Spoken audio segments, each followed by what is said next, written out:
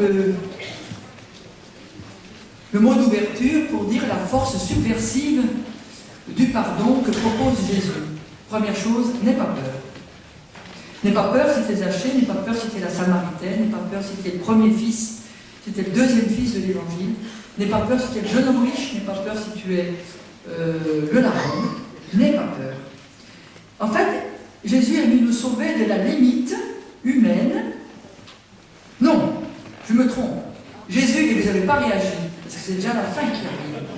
Jésus n'est pas venu nous sauver de la limite humaine, mais de la manière héroïque de la vivre. D'accord? Peut-être que vous avez dit ça. Il est venu nous sauver d'une vie à la force des poignets. Il est venu nous sauver d'un pardon à la force des poignets. D'où, Père, pardonne-lui. Père, pardonne-leur. Je ne vais pas y arriver.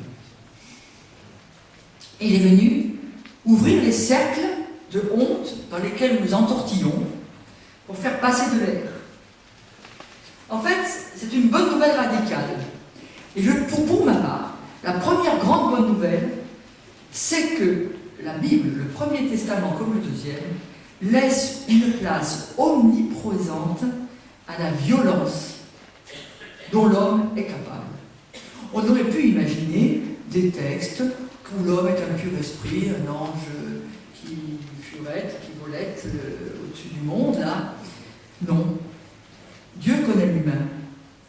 Et il y a une grande parfaite à la violence dans tous ces textes, pour ce qui concerne le Deuxième Testament, dans tous ces textes que nous avons évoqués, où le mal, où la violence fait partie de l'écriture sainte. C'est quand même pas banal. En général, on donne à lire à nos enfants des textes où il n'y a pas de défaut.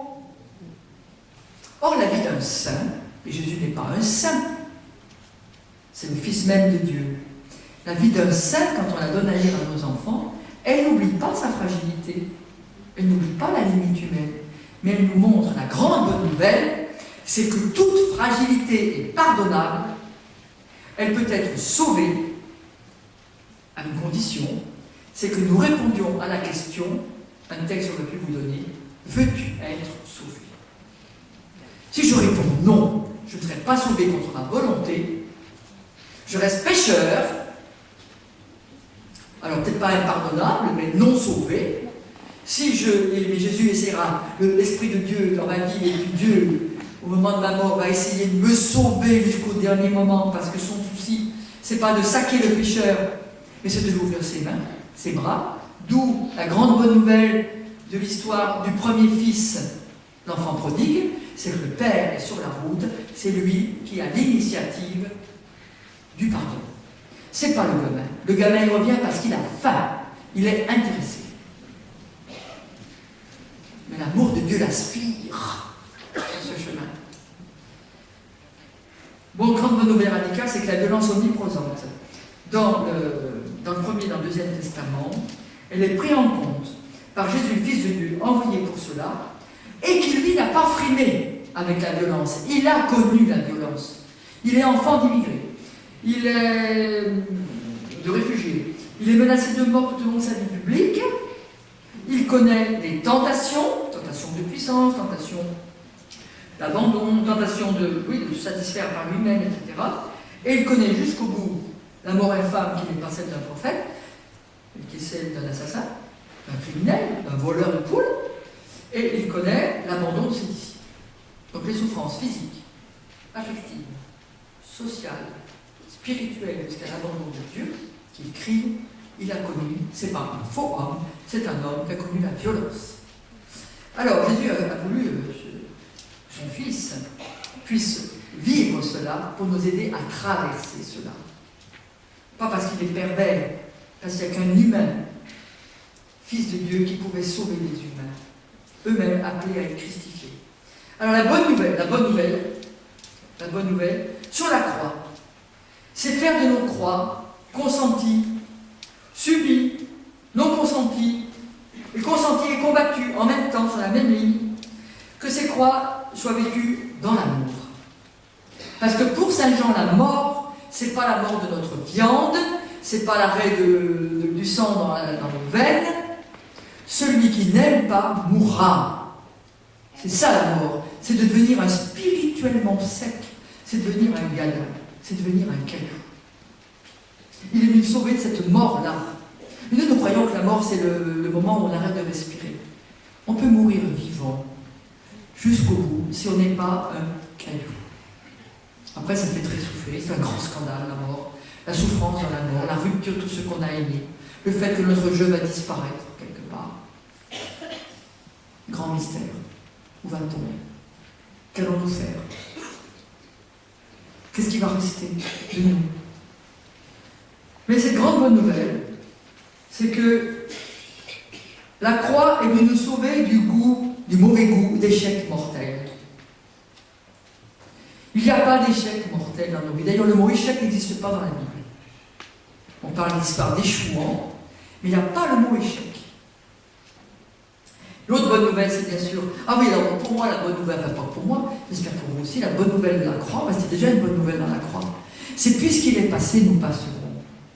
Sur nos croix, et nos croix de culpabilité, de mémoire vive, etc., sur nos croix, nous ne serons plus jamais seuls. Il est là.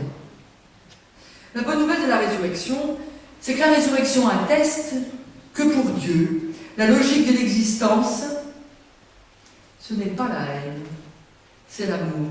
Et s'il a ressuscité son Fils, c'est pas parce que c'était son Fils, c'est parce qu'il a aimé jusqu'au bout.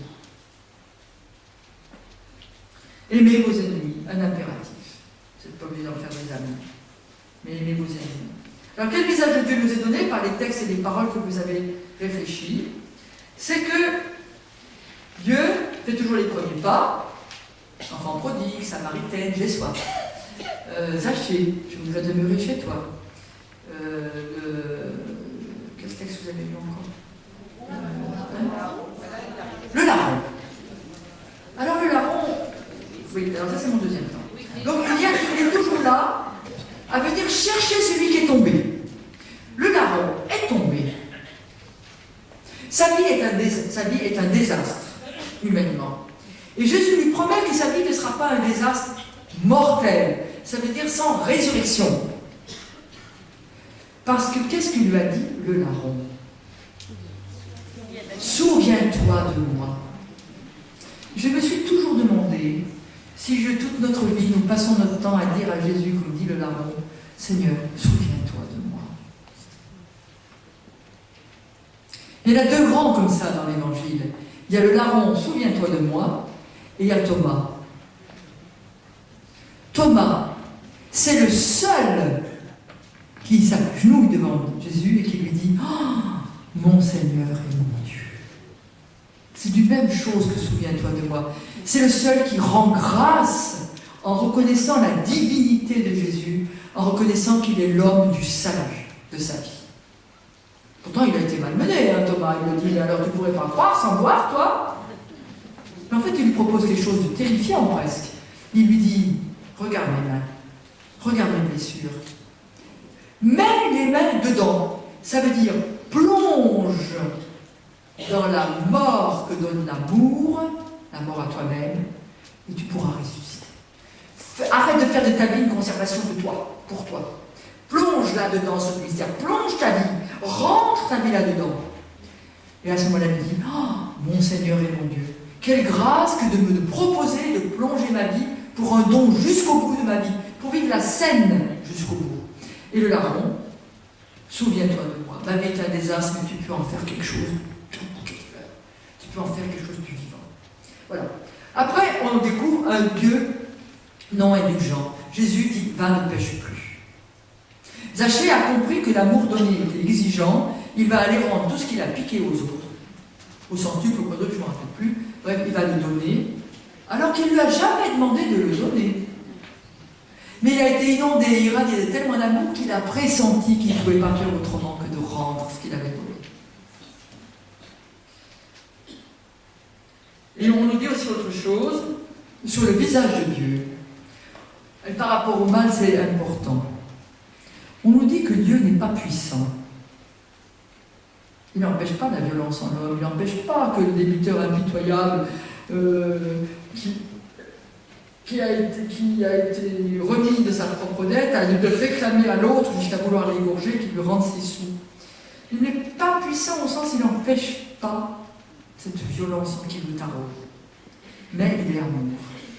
Et c'est pour ça qu'on dit, je crois en Dieu, Père Tout-Puissant.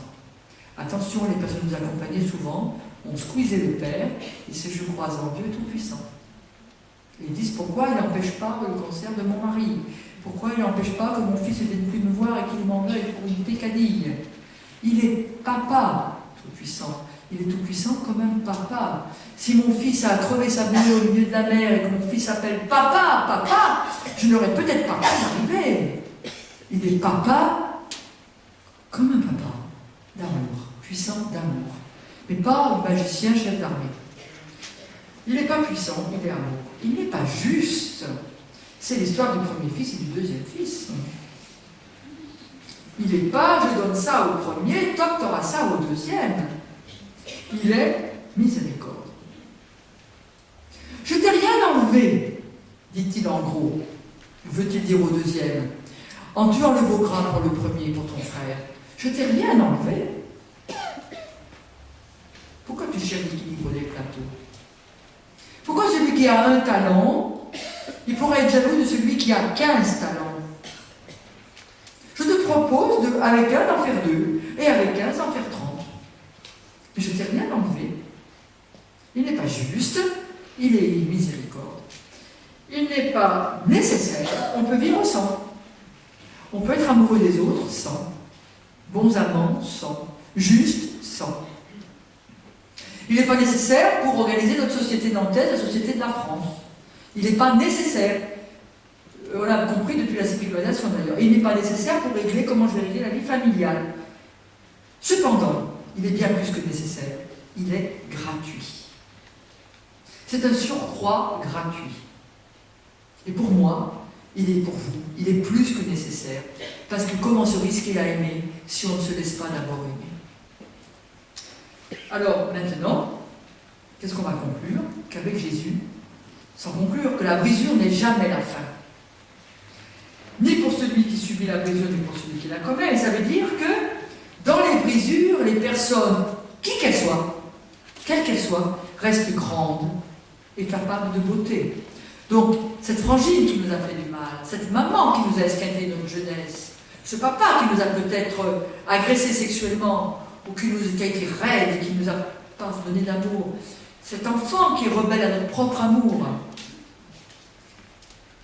ce frangin qui veut une part d'héritage exorbitante par rapport à ce qu'il devrait avoir.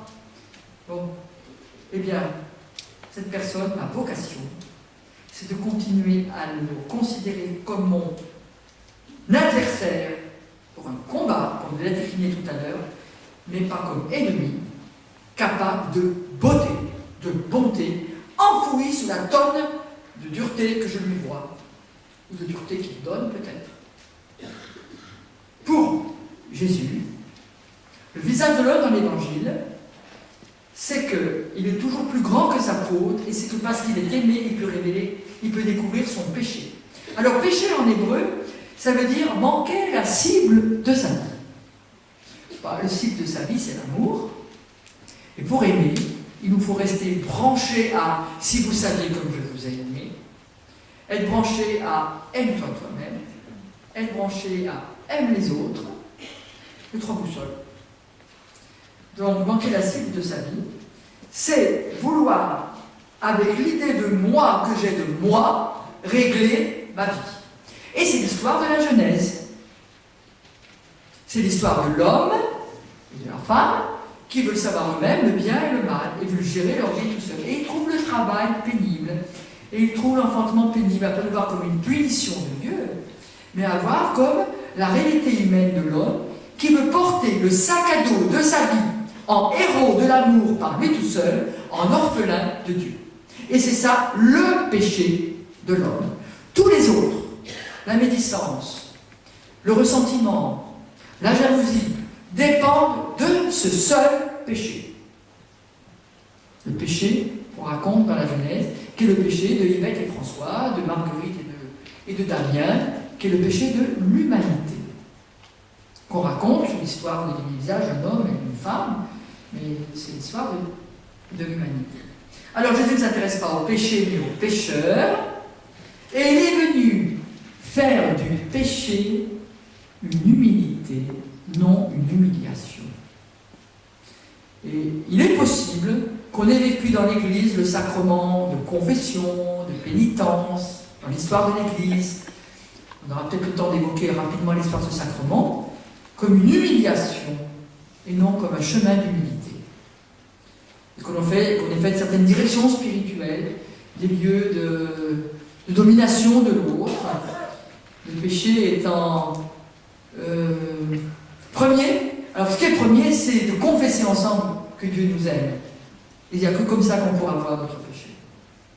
Alors le plus grand don de Jésus, la plus grande belle nouvelle dans tout ce que vous avez raconté, c'est tu es libre de dire oui, je me reconnais pécheur, de dire non, je suis pur, je suis juste. Et c'est pour cela que les prostituées nous précéderont dans le royaume de Dieu si elles se reconnaissent comme en rupture, comme débranchées de Dieu des autres. Le Notre Père, une phrase, est difficile à dire parfois en vous-même et parfois avec les autres, c'est laquelle? Pardonne-nous comme nous pardonnons. On a plusieurs comme. J'ai froid comme toi. J'ai froid comme il fait toujours froid l'hiver. Comme tu n'as pas mis ton manteau, tu as froid. Comme maman, je vais mettre mon manteau. Dans tous ces comme, il y a du parce que, il y a du puisque, il y a de la même manière que. À comprendre cette phrase de la même manière que. Et comment je la comprends? C'est parce que le comme français, c'est comme le aimer d'amitié ou aimer d'amour, c'est le même mot. Le comme, en français, on ne sait pas le traduire autrement que par comme. Bon, mais alors là, on regarde l'histoire de Jésus, et on se rend compte que jamais il n'a voulu punir l'homme pour exiger de lui une humiliation afin de pouvoir l'aimer. Et nous avons Zachée. Il va descendre chez lui par désir amoureux d'aller habiter chez lui, et il ne lui donne pas son amour. D'ailleurs, on ne mangeait pas chez les juifs pécheurs. Hein. Donc il va casser la croûte chez un juif, ça veut dire vraiment je t'aime, d'amour, et pas d'amitié. Je ne peux pas en faire de toi un ami, puisque sur le plan de notoriété, on ne faisait pas d'amis ceux qui étaient les pécheurs notoires. Mais je t'aime d'amour, c'est bien plus fort. Donc je t'aime d'amour. Et à la mesure, selon les mœurs d'amour que j'ai mis entre nous, tu vas pouvoir, avec les mêmes mœurs, aimer les autres. Donc pardonne-nous comme nous pardonnons.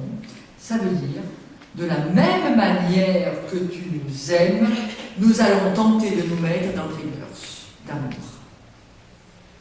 Donc on devrait pouvoir dire ce comme, on devrait pouvoir dire prier avec les visiteurs que vous visitez. Vous avez maintenant une feuille bleue. Jusqu'à dans 4 minutes, en deux, ou tout seul, vous êtes libre. On répond un mot. C'est plus facile pour les responsables de la pastorale de lire une conviction renforcée, une impasse à éviter, un repère à me donner, avec la question de la culpabilité, qui est quand même la grosse question, et la mémoire, ça va avec, qui est quand même la grosse question des personnes fragilisées que vous accompagnez. Comment aider les personnes fragilisées que j'accompagne, ou leurs proches, leurs parents, leurs fratries, à s'extirper de la culpabilité remorsure au profit d'une rebuse debout? Qu'est-ce que j'ai entendu comme conviction renforcée qui peut être une piste pastorale? Comme un passe à éviter, qui est une piste pastorale, et un repère à me donner, à nous donner, qui peut être une piste pastorale. Pour cela, si vous préférez faire silence, faites silence. Si vous voulez dialoguer doucement avec l'autre, dialoguer, et puis après chacun écrit sa conviction, son impact. Et en sortant de la salle, on remet ça dans le chapeau du chanoine final.